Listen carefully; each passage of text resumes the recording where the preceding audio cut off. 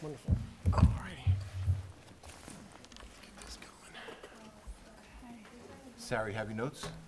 Yes. Sorry to keep you waiting here. Sarah, do you have the sports notes too? Is it just the? Oh, here, take this.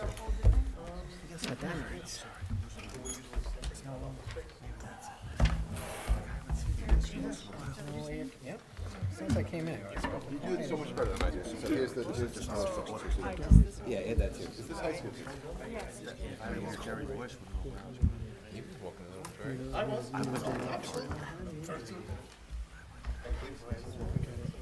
Williams there. It's in the home stretch. Just don't like the auditorium. There's like a target sitting up there. It's okay.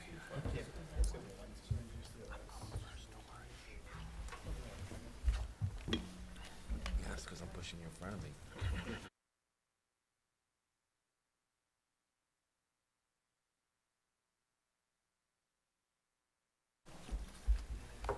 Good evening and welcome. Please rise for the Pledge of Allegiance. Pledge allegiance to the flag of the United States of America and to the republic for which it stands, one nation, under God, indivisible, with liberty and justice for all.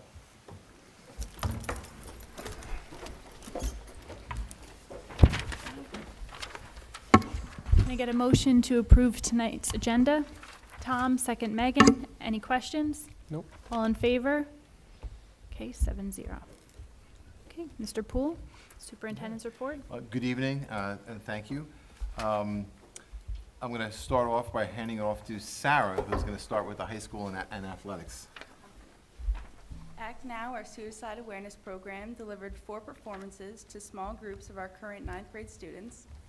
Short vignettes were followed by discussions led by our senior natural helpers, with the hopes that all of our incoming 9th graders will know what to do if they encounter a friend displaying warning signs of suicide. The sophomore class is setting a goal of collecting 100 letters and 100 items to send to overseas military members for the holiday seasons. In 1 week, they've collected over 100 letters and over 230 items. Our varsity and junior varsity winter season is well underway. Please check out the schedule and come out and support all of our winter athletes. All right, and for sports. Senior cheerleader Caitlin, oh my gosh, Caitlin Dawson has been selected for the Island Federal Credit Union Scholarship Athlete November nominee.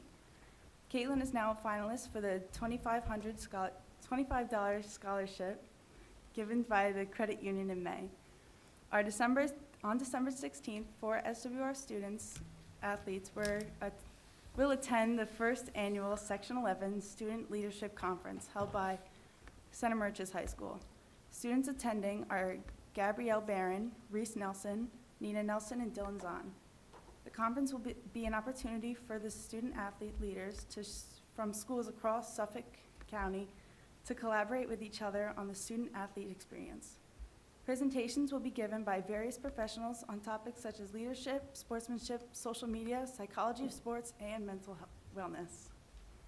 All right, thank you. Great, thank you. I'm gonna pick it up with middle school. So congratulations to all of our music students and teachers on their wonderful first performance of the year at the winter concert last Wednesday night. Great job by all. And the 6th grade class over at the middle school recently went to see A Christmas Carol just last Thursday. Great success, and thank you to all the 6th grade teachers and parents for their support for that great trip. Over at Wading River, their concerts are coming up this week, Thursday, December 15th at 6:30 p.m. for 4th grade and 8 p.m. for 5th grade, and that is 5th grade's on Monday, December 19th. So Thursday, December 15th at 6:30 is 4th grade, and Monday, December 19th and on Monday, December 19th at 5:30 p.m. Hope you're able to attend. Also at Wading River, hundreds of angel tag items were collected at Wading River and were given to the Salvation Army on Friday for distribution to families in need. Special thanks to Mrs. Meredith Trani for starting this tradition in SWR and for all of her help, and Mrs. Melissa Lavonic's help in coordinating this at the Wading River School. Over at Miller Avenue, and I had a chance to stop by last night. What a great event. Miller Avenue hosted the annual Museum of Miller Avenue on Monday. Artwork from all of our students was on display and available for purchase through the Miller Avenue PTO. Thank you to the Miller Avenue PTO. Great success, and thanks to Miss Mrs. Daria Brown for help in guiding students with completing the artwork. And Miller Avenue's second grade chorus concert will be held on Monday, December 19th at 4:30 in the high school auditorium. Mrs. Verity has done a great job getting those students ready, and we hope all will be able to join. Thank you. That concludes my report. Thank you. Next, we have members of our legislative committee from the board giving us a short update.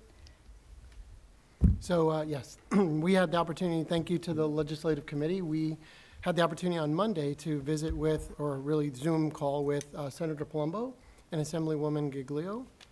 I want to thank the committee members. We had a number of residents that helped speak and provide an update to our, on the legislative front. The 4 items that the district is prioritizing for this year are safety and security, maintaining our programs supporting all our fiscal health, no more unfunded mandates, and funding mental health resources. So I did want to thank Ms. Perez, Ms. Bittenhauser, and Ms. Werneau for speaking on behalf of the district during the sessions. I've personally found it it was actually great in the sense that both Senator Palumbo and Assemblywoman Giglio were very engaged in the conversation, listening to the updates from Mr. Poole and obviously the legislative committee members. And I think one of the main takeaways that I observed were that they were both highly interested in learning about the unfunded mandates, specifically what some of the needs are or the largest areas of expense, like our top 10, for example, that the district does see. And then specifically in thinking about the rising costs that we've all had this year related to inflation and that we're all seeing as residents, specifically around potentially having exclusions around some of the things that the district is seeing, like under safety and security, say cyber insurance, cybersecurity insurance, for example, or other items around that. Does the state, or do we consider having those as exclusions where our taxes are concerned in terms of tax cap in next year's, tax calculation, if you will, right, Glenn? So those were some of the things that we left with, and it was really good timing. You could tell how involved they both were, so really did appreciate both their time and attendance, and obviously the legislative committee. So thank you. All right, thank you. Thank you very much. Any other board trustees? I for did want to mention that opportunity? Mr. Sure. Perez was there with me and obviously Okay. representing the community, so thank you for that. Great, thank you. Yep. Okay, well, next up, we have our district-wide food service program update by Mr. Arcuri.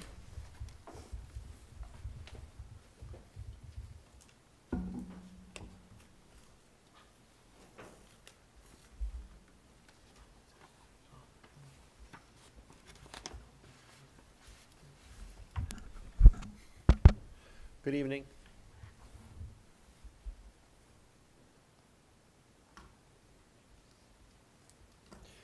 Good evening, members of the board, Mr. Poole, coworkers, Sarah. Tonight, we're going to be talking about the district-wide food service program. Sarah Plino, the food service director, was scheduled to present with me this evening. Unfortunately, she's unable to attend it tonight, so I do apologize on her behalf. She gives the program along with the 10 staff members that are inside the program 1,000% each and every day. So what's going to be missing tonight is like her exuberant passion towards the program. I will try to overshadow. I will try to display some of that passion, but it'll never be to that particular level that Mrs. Plino would be able to do. So I do apologize for that, but I am happy and excited to talk about the program. Maybe. Down is forward. Maybe there's a switch. I got it now. It's on. Perfect. So a little bit about the program's history.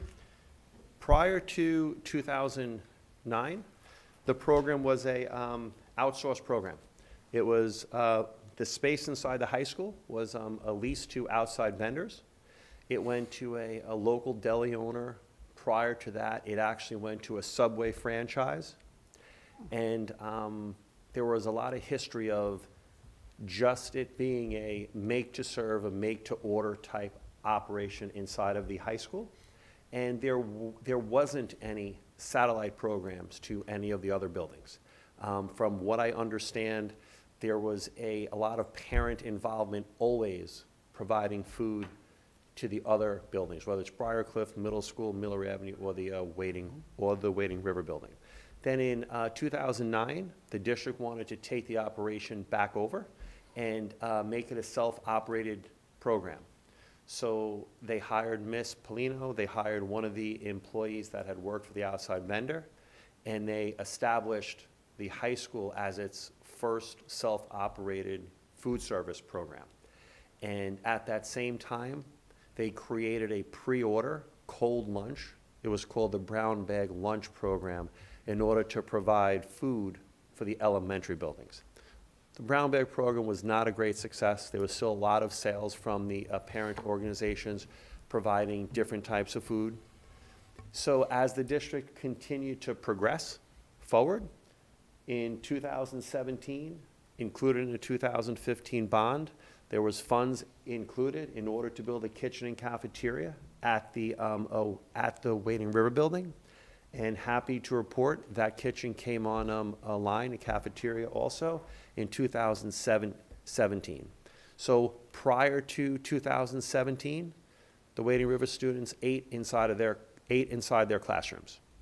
Then in 2019, the kitchen and cafeteria at Prodell Middle School opened. March of 2020, we actually launched a hot and cold lunch Miller Avenue satellite food program. That was everything was prepared inside the middle school kitchen, ready for service. We launched the program March of 2020, and at that time, COVID hits and shut our Miller Avenue food service program down. Around that same time, the renovation that's not included here is the renovation to the high school kitchen and cafeteria also took place. So March of 2020, fully renovated kitchen and cafeteria at the high school. New kitchen and cafeteria is at middle school. New kitchen and cafeteria is at the Wading River Building, and there was a satellite program running for Miller Avenue. Our ability to operate the entire food service program as an entity at that point stopped due to COVID. We went into many modifications that COVID required us. Kids were eating inside their classrooms, cafeterias were required to be closed. But through all of that, we were still always able to provide lunches, provide meals. No one ever went hungry. There was always a dynamic approach to providing meals. Just a couple of pictures for those of you that haven't been in the kitchens. This is the high school kitchen. High school serving line. The December 2022 menu, you could see that on the right-hand side, we include all of the different costs for the meals.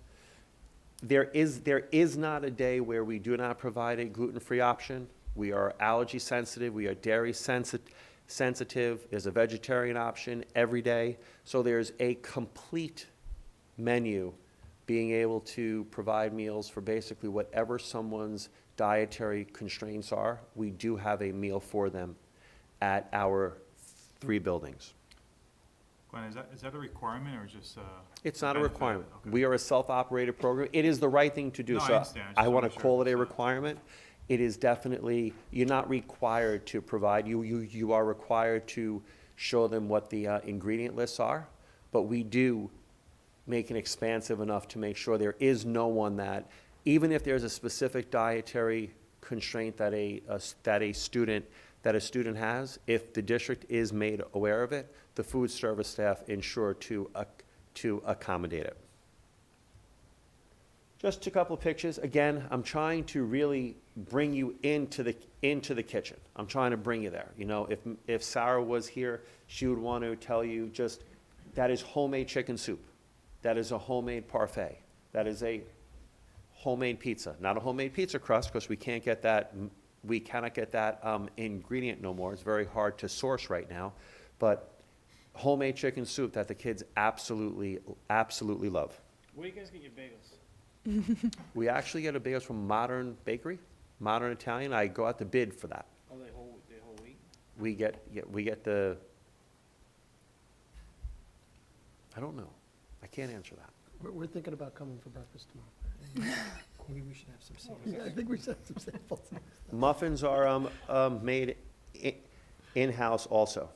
They look good. That soup looks good. My daughter talks about that soup. She wants to know what's being served every single day so that she doesn't miss the soup. I haven't tried the soup, but the muffins are really good. I like the red velvet one. Yeah? And the pumpkin one when it's the seasonal. Nice. Maybe a battery died? Want a backup one? Okay. So one of the things I just want to point out, the carton that is on the right-hand side, inside that picture, we try to bring the meals, they are a complete package meal. So we really do try to make it grab and go when and where possible. However, sourcing certain cartons has become very, very difficult, or the price has just pushed me way out to a point where I'm putting it on a paper plate, I'm putting it inside of a little boat, making it simple. So we cannot present the meals exactly as we would like to, primarily due to supply chain issues combined with cost. Glenn, is this universal for every cafeteria when you talk about the gluten-free options? Yes. Every cafeteria, whether it's a salad, whether it is, there's gluten-free pizza always on whenever pizza is served, there's always gluten-free pie crust, but there's always, whether it's a salad, whether it is a yogurt parfait, there are always gluten-free options available in every kitchen, every day. 'Cause I'm just looking at the calendar for the high school. If you look at December, I guess. Could you it's back up outlined twice? in blue, gluten-free One more. available, like, is that the GF? Is that what that means? Yes. GF available? Correct. So those same options would be available in Wayne River Elementary, in the middle? I'll show you on those menus, not on that same day, but there will be gluten-free options throughout the menu, Jim. Just, when you say grab and go, is it for students who don't have a lunch period that either go with extra help or? No. Grab and go combined with, good point, thank you. What the kitchen used to be was scoop and serve. So full hot chafing dish or a cold chafing dish, student would come up with their plate, or they would ask for a chicken quesadilla to be made. So it was that type of a service. Now it's stand on the line, food is pre-made, it was made the period before we are serving it. So it's not sitting out there for three hours.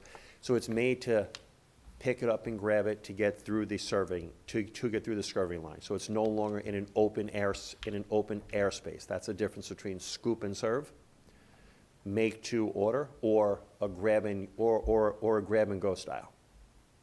Okay, so the cartons were used just to transport from the serving line to their seat, Correct, but not to like go throughout the building? no, we are mainly doing it so it's sitting inside of our serving. Not having this is going to be a lot going back and forth. Could you go back to two more pictures?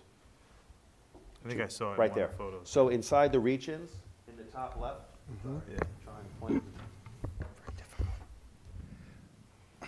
Does it help? That's what you did, okay, Okay. gotcha. I think 3 or 4 times.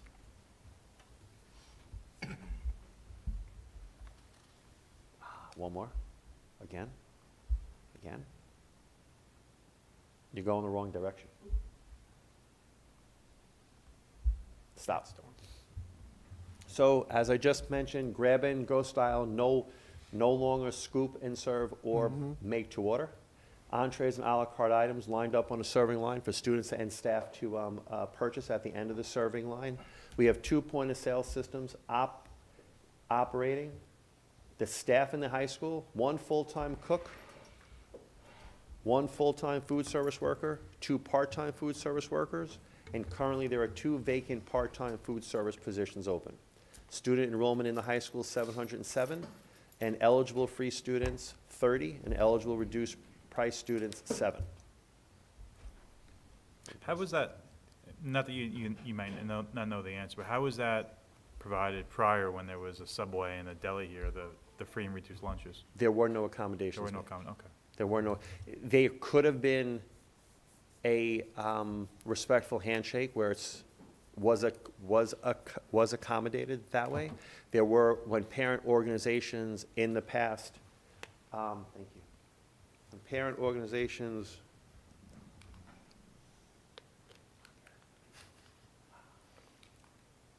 parent organizations in the past provided meals, they would always make accommodations for the free and reduced students. But the outside vendors, I printed out for you the sales activity for the month of November, so you're able to see units sold, prices, just to get a flavor for what was our monthly activity. There are no house charge accounts. Everything you see here, cash is either prepaid on a student's account or cash is tendered at the time of transaction. 18 serving days in the month of November for the high school. Daily average sales, 2,231.13. Glenn, the schools have I guess they all each have a different platform, or are we all using the same platform for point-of-sale payment? system. It is the NutriKids point-of-sale system Okay. with My School Bucks as the entry to put money on the student's account. So it's really Wading River, Prodell, and the high school Correct. utilize the same platform now? Yes. Okay. Glenn, I'm going to reiterate something we've discussed in the past about this with the school bucks. The negative balances that continue to be allowed through the cafeteria. Now, I know there's probably a combination of having to facilitate the offering of lunch, but is there a way to put a stopgap in from repetitive overuse of the card and creating negative balances? What I will tell you, there's a two-step process. One, I do monthly invoicing. We do track down those that owe us money.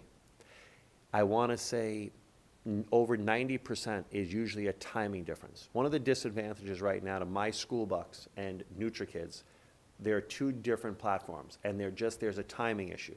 You'll put money on your child's account on Monday. I don't see that till Wednesday. I've already driven 3 days negative. We probably, out of all of our transactions last school year, I had 2 transactions I was unable to collect the money on. Other than that, we are very positive in parents making good on what their balances are. But if an account hits $25 negative, at that point in time, that means they were able to charge 5 hot lunch complete meals. Then at that point in time, if you're at that point, you're getting a cold cheese sandwich or a cold sunflower butter sandwich. You're not getting another free full meal. Is that per kid, or, not to call a gym out, but if you have 4 kids, that's like a day and a half, could be, right? Each child has it. Each child. Each child Okay, not a family account. has their own employee Gotcha. student ID, so it's not done by family. Okay. Yeah, I'm more concerned about the abuse of the card because there's no recourse. They can constantly go up and run it. And so the parents are making good on that because they have to. It's debt that their kids are accruing, but they're accruing it because there's no stopgap to say you cannot. We So have typically, if a you had a parent has credit the ability. line- No, a parent has the ability to call up Sarah Just telling you to be tougher at and home. say, I want to put no a la carte, my child cannot buy a la carte items. So your child will come up to the counter, and when they put their school ID in, a big message will flash and say, no a la carte items. Then it's up to my register person to say, sorry, there's been a message put on your account, you cannot buy those muffins. We do have the ability to put those workflow triggers in the system. I apologize, I misunderstood your question. If a parent wants me to not allow their child to do a transaction, we have the ability to put that in as a trigger. So could you do a minimum then? I mean, a maximum? The problem with doing the maximum is then I run into the problem with the child doesn't eat for that day, and that's really an issue.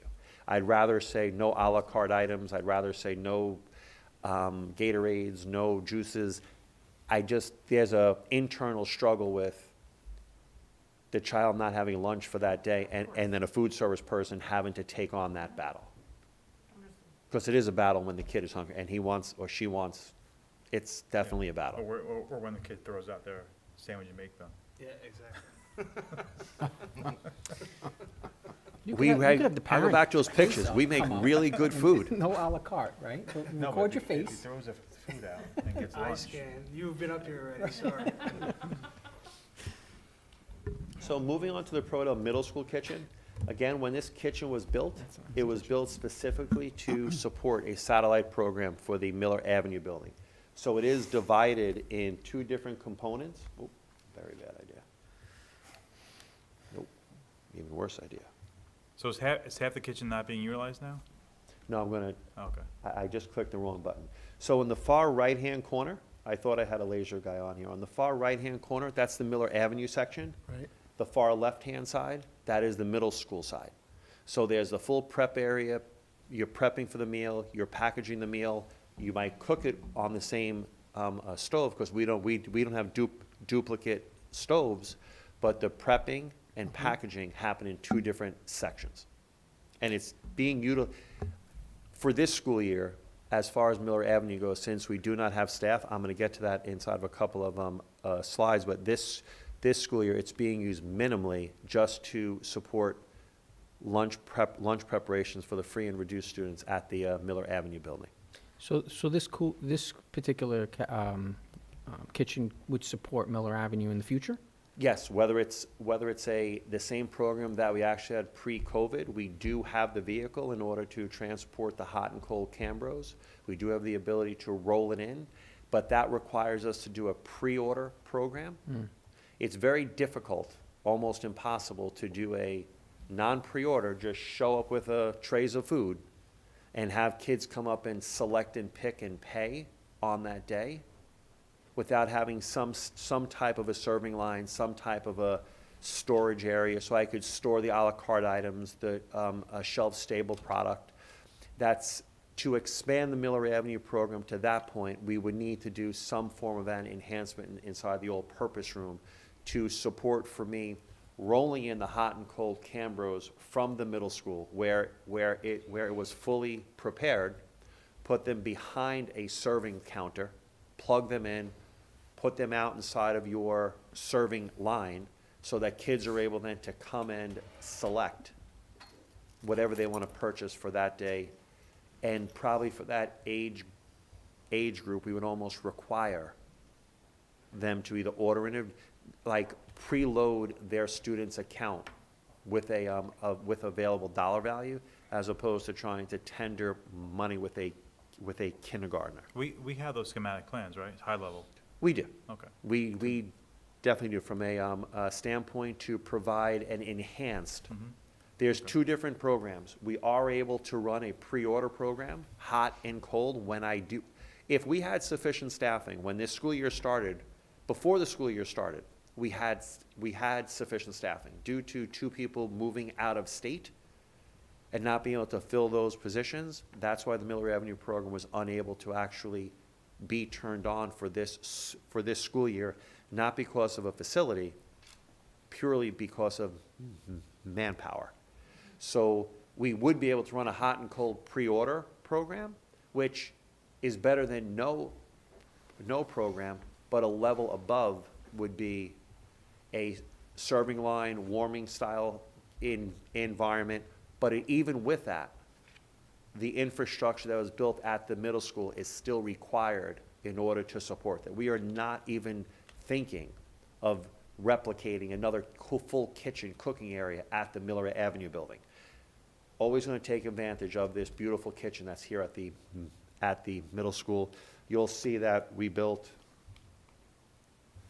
large walk-in freezers and refrigerators. It is a beautiful kitchen. So just to be clear, in order to do that second level that, we don't have staffing for, but in order to do that second level of service, there would be modifications that would be. In order to do a non-pre-order, typical serving line, come, pick up your food, pick up your cookies, pick up your drink that you did not order, there would need to be a serving line and some infrastructure work done inside the Miller Avenue all-purpose room to bring it to the next level and not have a pre-order system.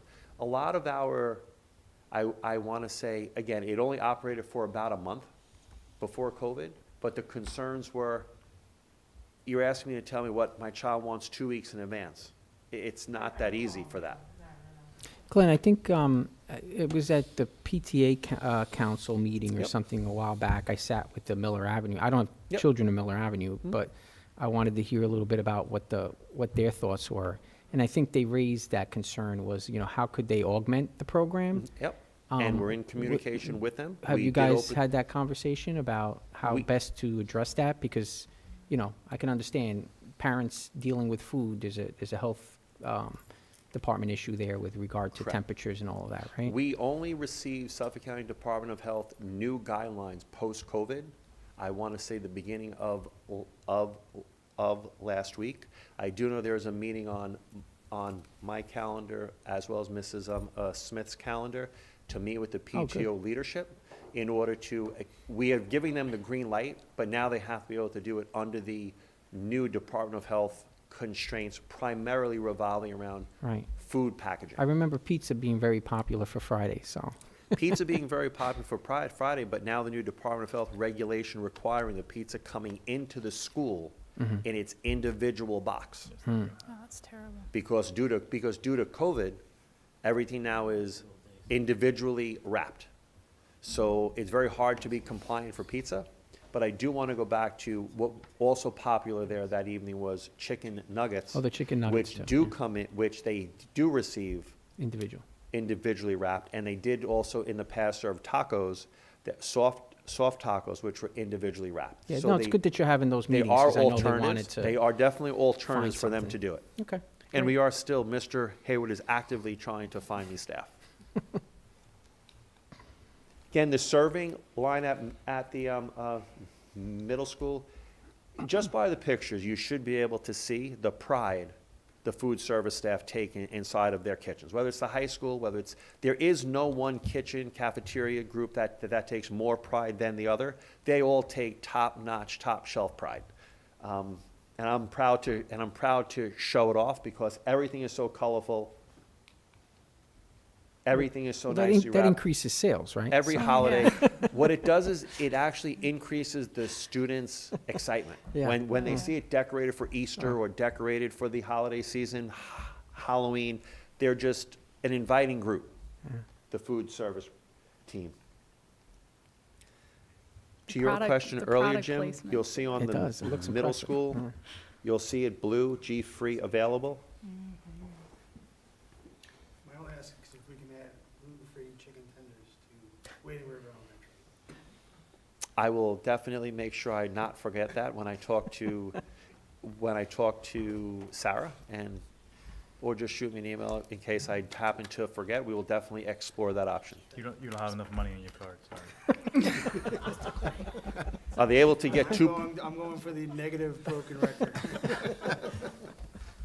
Please don't make me call you. Please don't. You know where to find it. Again, middle school meal images. I want you to know, as I'm sure you saw in a previous update memo, lettuce has become extremely costly. So they're very skimpy on the amount of lettuce they put on the meals, but they're sandwiches, but there is some. They wanted me to point out that I would not let them put more lettuce on it right now. They still look professional. They do a great job. The kids probably like less lettuce. You could see the sesame chicken, you could see the, those beans are not out of a bag, as I was clearly told.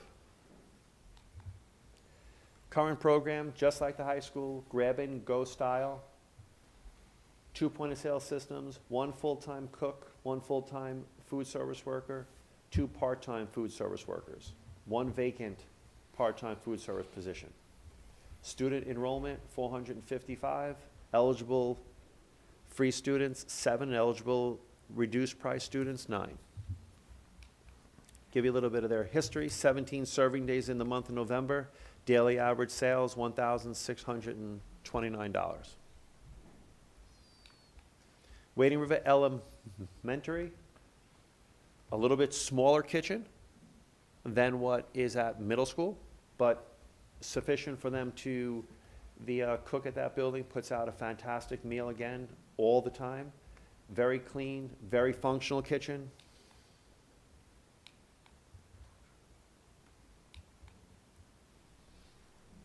As you can see, the prepackaged material on the left-hand side. I'm just curious, why wasn't that used at the middle school?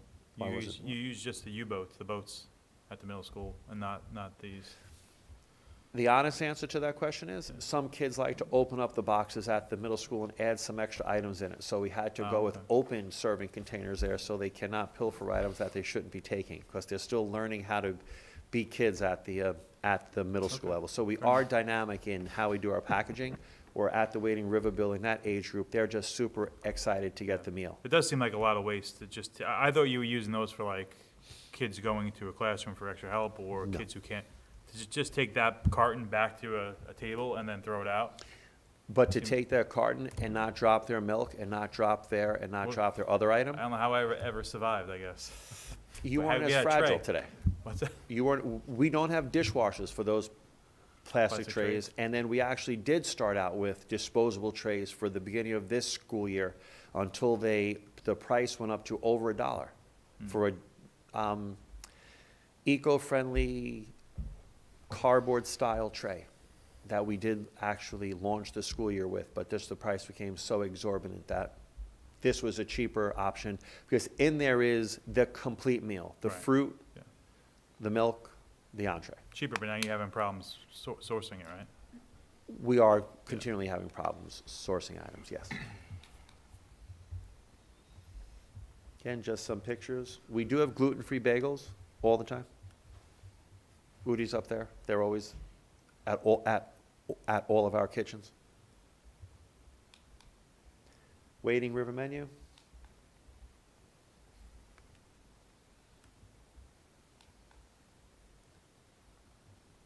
So Glenn, the pizza here can be shown, it's not, She did that for the pictures. okay. No, I'm just curious, She going back to wanted some of you the to see restraints. she wanted you to okay. see her pizza. They're so proud of what they do, and they're so proud of how they show it. And the kids want to see what slice, how many has what piece of pepperoni, as Jerry member from a meeting we had earlier last week. The kids want to pick their particular slice of pizza, then it goes inside the box. Gotcha, okay. Well, it's like when you're ordering a Sicilian, you have to like pick, you want the corner. Well, when Jerry and I were looking at this, saying, who's going to take the one with the 5 slices of pepperoni versus the 3 slices? And Sarah's going, why were there 5 slices of pepperoni? We're only supposed to be 4. So there's a lot said for this particular picture here. There was a lot of scrutiny put on this particular picture. It's famous, that pizza. The pizza It's very controversy. good. Picture says 1,000 words. No kidding. Again, grab-and-go style. In this particular building, at the time we did this presentation, there was 1 full-time cook, a vacant full-time food service worker position, which Mr. Haywood has been able to find a person for that position. I believe they're on this evening's agenda. And 2 part-time food service workers, 1 vacant part-time food service position. Student enrollment, 400, eligible free students, 13, eligible reduced price students, 9. 18 serving days, daily average sales, a little under $1,200. The Miller Avenue area, just to show you what we were running when we had the program there, March of 2020, this is the little area that we were able to just use as our prep area. The desk in the corner was where the cook set up. The 1 refrigerator is where we kept the milk. The little sink there. Not at all a kitchen that meets the necessary compliance issues to do any type of food service preparation or packaging. But this was just a small storage area that we have inside of this building. Lunch is only available right now for students eligible for free and reduced lunch, only because we do not have staff. Vacant, it's a full-time cook. The full-time food service worker position is currently preparing and packaging and delivering the lunches for the students eligible for free and reduced lunch and filling in for the part-time food service worker vacancies. She is my swing person. That position, when someone's out sick, because we don't have subs, she goes and fills in for that position when she's not prepping and preparing the meals from Miller Avenue. So even with the filled position, we're still 3.5 Yep. positions short? Yes. Student enrollment, 427. eligible free students, 12 eligible reduced price students. 4, as I mentioned earlier, we still own all the equipment to do our pre-order hot and cold program for Miller Avenue. Operating activity, historical, again, at the end of the school years, I just want to try to show you a little bit of the expenses versus the revenue. 21, 22, 20, 21, 19, 20, all 3 years were impacted in some way, shape, or form due to COVID. So the operating revenues, operating expenditures are all going to be off, meaning off from their typical activity that we should and we are seeing for this particular school year. The reason why I say that is, if you remember earlier, when the kitchens went online, when everything was finally fully operational, we closed. So I don't have a baseline with everything operating as a full unit. So when you look at the values, when you look at the numbers, you could see expenses continue to outpace revenues because the cost of the items has increased faster than our prices that we actually sell our items for.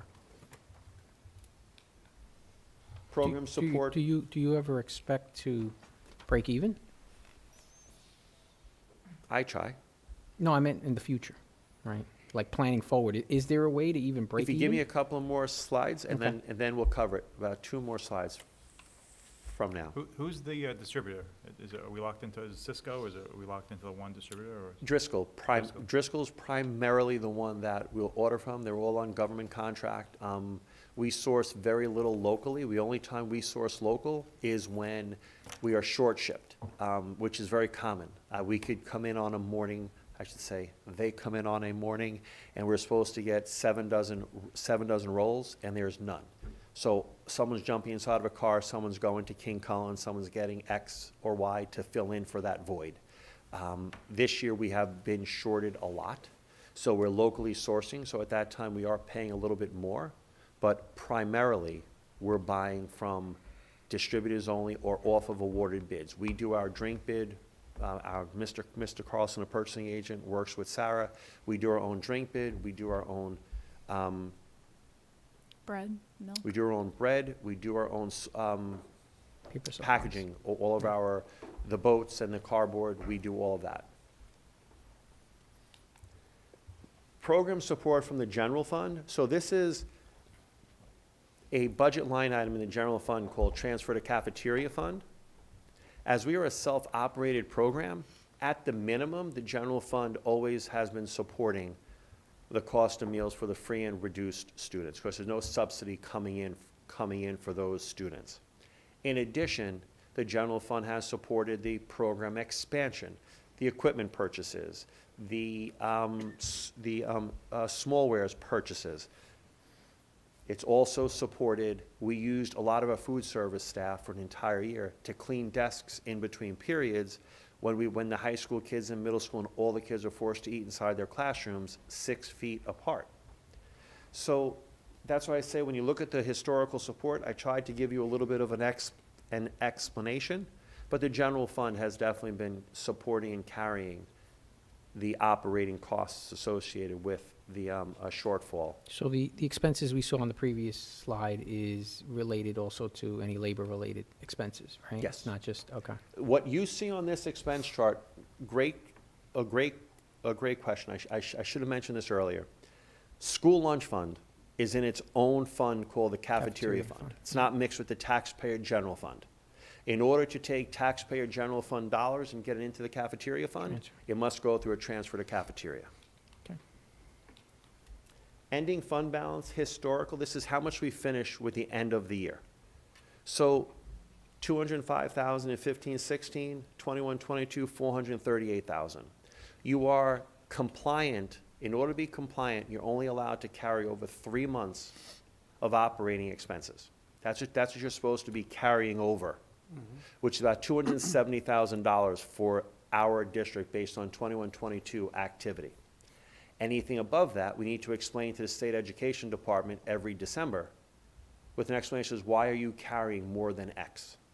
We've been carrying more than X for the past 5 years, primarily because we were looking to maybe use that money to expand and improve the Miller Avenue all-purpose room area from a food service standpoint. That was a primary reason for carrying some additional funds. At the end of this school year, my last 3 years of everything's put on hold due to COVID is not going to work. So what we'll do this year, after retaining 3 months of operating expenditure value, we will then send the excess back to the general fund, which we anticipate to be around $140,000 to $180,000 at the end of this school year. That's what, if all things continue to trend the way that we are trending. So that number at the end of 22-23 will be more like 270, 280, somewhere around that number. That is the compliant amount that we could carry over. Now, that's important to understand that if the following year's activity, we begin to fall short, meaning revenues are not able to offset the expenditures, even with us holding that 3 months activity, May, June, April, we might have to ask the Board of Education for support for a general fund transfer out of the general fund if we don't budget support money, knowing that the cafeteria fund operates inside of the red. Returning back to your question, when you look at the, give me 2 more slides. Sorry. 2022-23 activity, you can see for this school year, year-to-date sales versus year-to-date expenditures, we're looking at $66,000 at the end of November that we are operating inside of the red. So we're trending roughly $25,000 a month, $20,000 a month. Is that correct? When you, going from September to November, sales almost tripled? Is that, Well, was that that is a cumulative? cumulative number. Cumulative, okay, all right. Okay, Cumulative. thank you. The challenges for the current year, finding staff to fill vacant positions, finding substitute food service staff, managing weekly food substitutions from supply vendors, and the escalating cost. To answer your question, I don't believe in the escalating cost when romaine lettuce goes from X dollars. Using some of the examples here, when we see increases of 31% for soft pretzel sticks, veggie burgers, 42%, 55%, our price is not increasing to that point. We can't markedly fluctuate our prices. So I don't necessarily see in this market that we're going to be able to operate in any way other than the lowest red possible.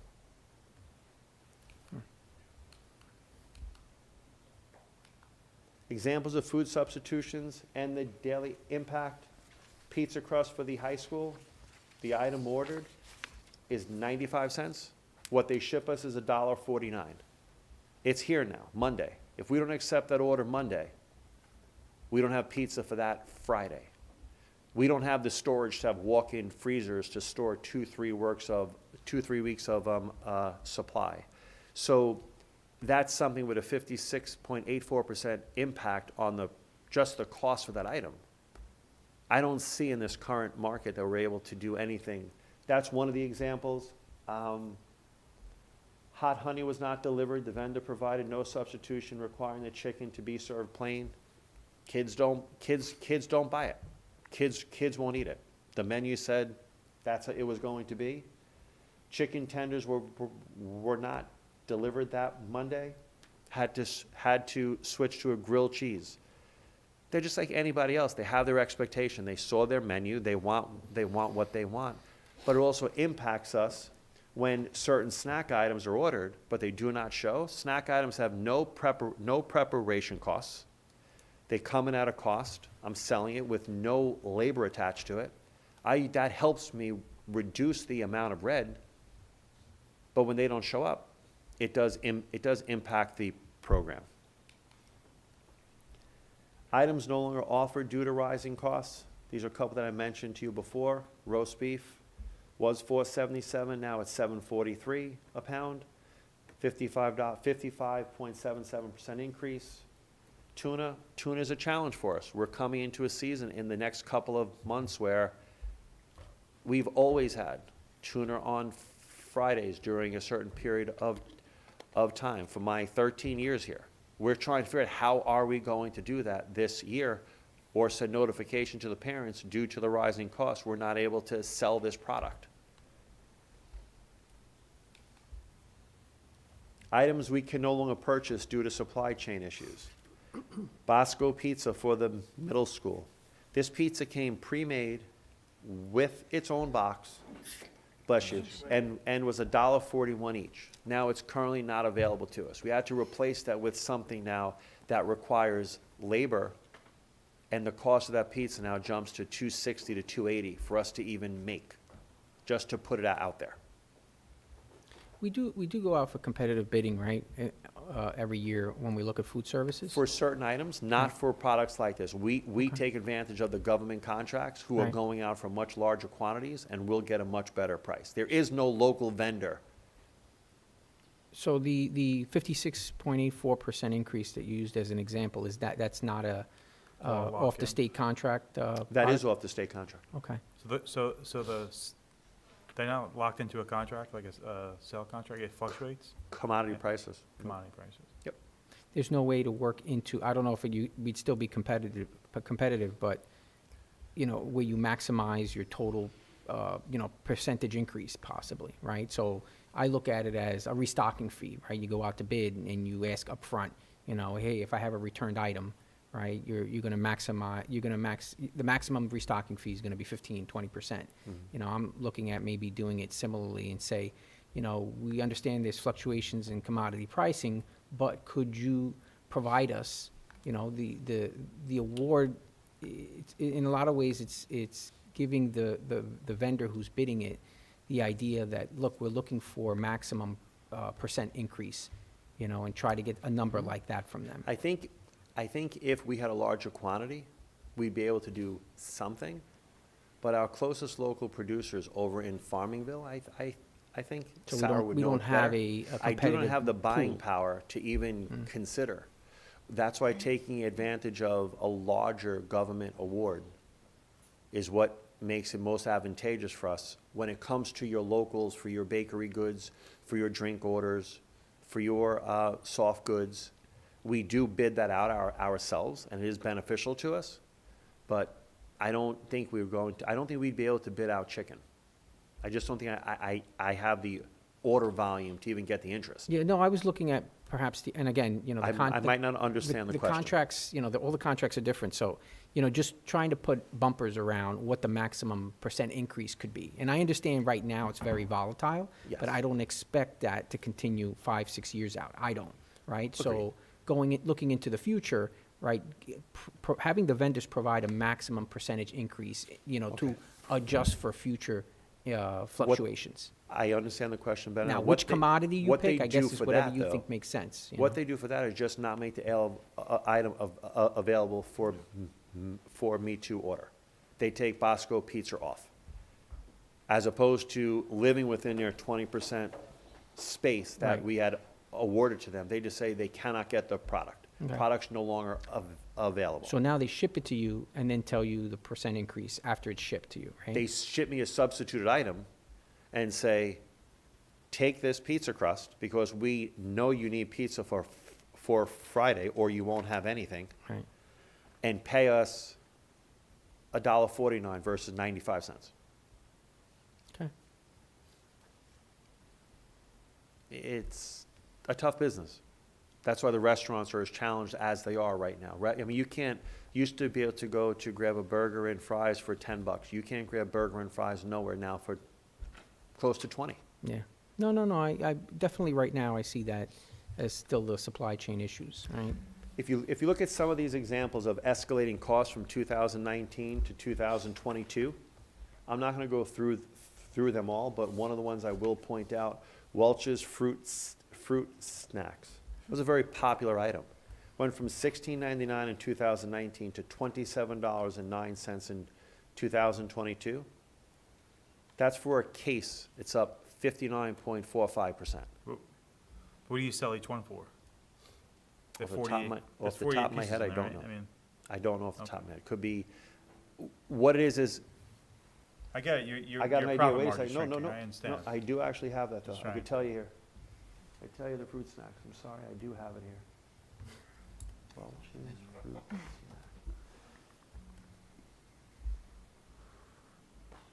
$3? Assorted snacks, $1. Oh. It's gonna be $1. I could tell you that our price, I was $1 in 2019-20, and I am $1 still currently. I didn't go up 59%. The prices have not risen in pace with what our escalating costs are.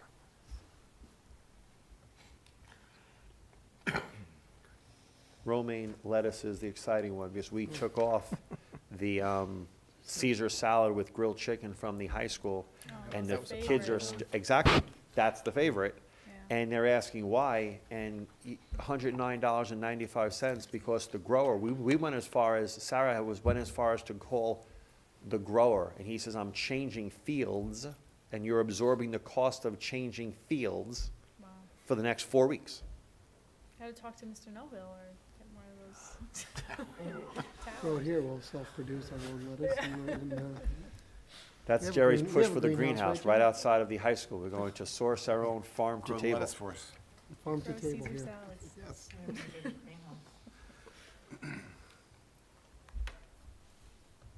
Again, just some examples of the escalating cost. No, we get it, Glenn. We know Menu this. changes, menu price. Again, this was more to just give a history of the food service program and the challenges that we're facing. As I said, the prices have not kept pace with. You look at the chicken Caesar salad at Wading River, it went up $1.50. But romaine lettuce went up 300%. Yeah. And Glenn, overall, so these prices, do they update, or is it just a paid price for the year? We're stuck at that price? We choose to be stuck at that price. We Okay. choose to adopt the prices at the start of this school year. Got it. And not, we try to project.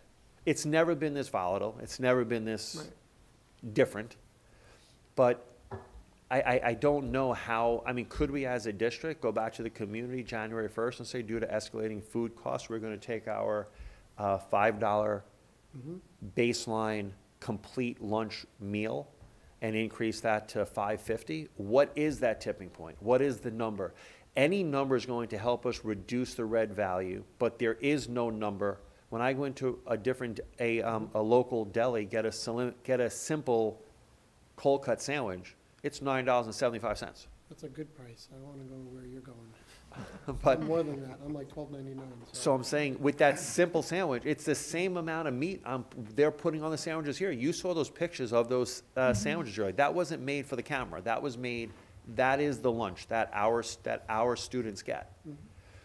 I really, just to break even on that sandwich, I need an $8 sandwich, because remember, we have to adhere to the National School Lunch nutritional guidelines. That's what we have to. So it has to be a certain amount of protein, a certain amount of carbs. So Glenn, part of your update, is it to ask the board tonight, should we look at reducing our operating expense by raising prices? Is that the request? Part of the reason for this is, as we're approaching the 23-24 budget development process, Mhm.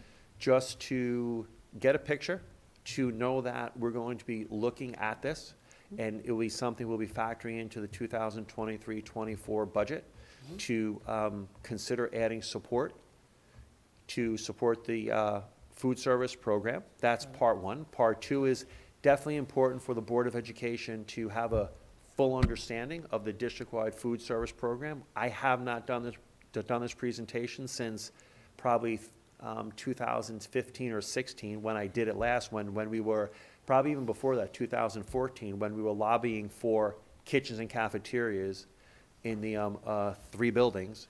So this was more of a state of the food service program. I really don't have a specific ask. Your next slide, your last slide, I didn't Yep. have to jump ahead, but I know you Oh, make some good points on potentially how to move forward. Do you have the data to determine what are the popular items, maybe to weed some items out that are costly to prepare and aren't really that popular? Is that like something? It's not I'm about wondering if you can popular. like phase into each of those before we There's- get to raising prices. It is reduce the number of items offered for purchase to items that have a larger profit margin. There's nothing that is on our menu that is not popular, because the first time any of the cooks make something that is not popular, that means we have waste at the end of that day. They will not put it back out there for even another attempt. What this would mainly be trying to do is limit our menu selection to the items that have the most profit. That will be taking some popular items off of our menu. It's basically reducing, let's say, 25 SKUs to 12. That helps us twofold. One, it helps us buy main ingredients that are going to go in 3 meals versus 2. So it's going to help me have less substitutions, but it's going to come at students' participation. They like the variety. I mean, anyone wants to come for lunch, I'll be happy to treat you to any of the building's kitchens to come and eat and see. You'll even say, I want the Happy Face fries. I'm coming the day the Happy Face fries are going to be there, because they are that good. So if you change the menu, you're gonna reduce. That's what, if profits. Sarah was standing right That's where next, where you're at. right next to me, her biggest concern is, Glenn, if you futz with the menu, you could impact participation. But that is not, we have to do something, or we have to agree that we're going to rely on general fund dollars in order to support the food service program. What's the other option with the eliminate monthlies? What that Every was 2 now weeks, going or- to cycle menus. Cycle menu is Monday through Friday, you have a set meal. You have 5 set meals. The next week, you have a different 5 set meals, with the exception of Fridays. And then you repeat the first week on the 3rd week, and the second week gets repeated on the 4th week. That will, again, a way to reduce the amount of options. That is a way. It's a cycle menu process. Does that help with staffing or no? It doesn't help with staffing. What it helps with, reducing our substitutions, reducing the need to be, we only have the capacity to take deliveries Mondays. Possibly sometimes we'll get an interim delivery on Wednesday. As you can see in the Wading River kitchen and the high school kitchen, storage is very, very, very, very limited. So by the time Friday comes, the cupboards are bare. We could go maybe a day or 2 just to whip something together without getting our delivery in. But now maybe we'll have an entire refrigerator of just chicken, because we know out of the 10 days we're going to serve chicken 6. I'm just making something up. And then we're going to repeat that same order. Each building, each kitchen handwrites their order, types up their order, sends it off to Sarah, and Sarah tries to combine it and puts it in as one order with multiple delivery locations in order to, again, we shuffle food between buildings when and where possible in order to make ends meet for that particular week. They didn't deliver us eggs. We needed eggs for that Monday. Eggs were on the menu for that Monday. They did not show up. She had to go. She got all the eggs from the other buildings, went to King Cullen to get the rest of the eggs. He wants to bring chickens. Jerry wants chickens. He says, I'm going to solve your egg problem. We're going to have chickens now. At the middle school farm, we're going to have chickens. That was the answer. Delete some of the. So- You touched on it a little bit, but the 3rd bullet, can you expand on that? Sure. When you raise prices, I do believe the possibility of raising prices should be entertained, because prices are going up all around us. We could easily justify prices going up. The question is, can our community understand that? The outreach to the community, say, okay, it was $5. We now have to do an interim mid-year price increase to any value greater than $5 is going to reduce the amount of our operating loss. I know I would need $7.50 to make up for, if by the amount of items that we sell, I would need, because I'm just using my complete meals, And I think that's a little bit steep. I don't want to say it's wrong, because it's what we're paying.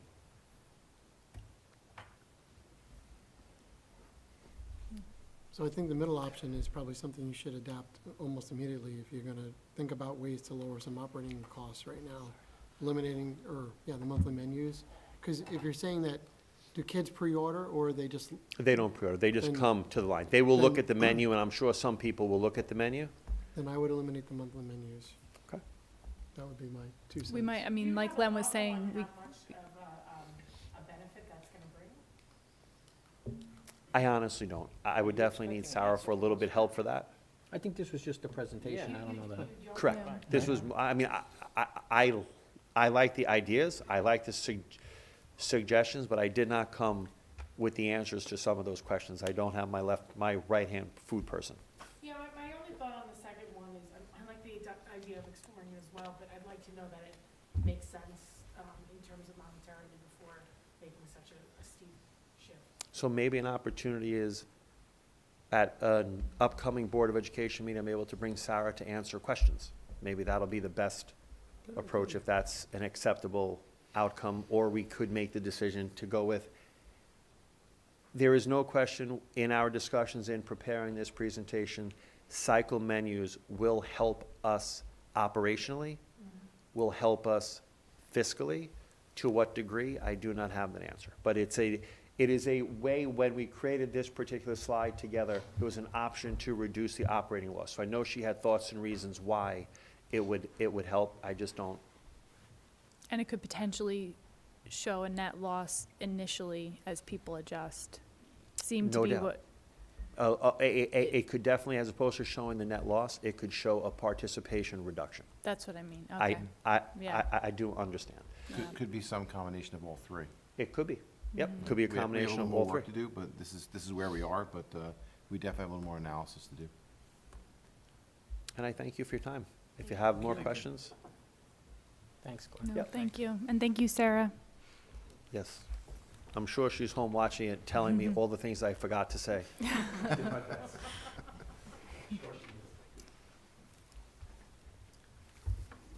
And thank you to the entire staff, operating without the full staff has surely come at great challenge, and they've risen to that challenge, and it's impressive. The cafeteria pictures are really impressive, so, and the presentation. So is that going to make the website at all, or?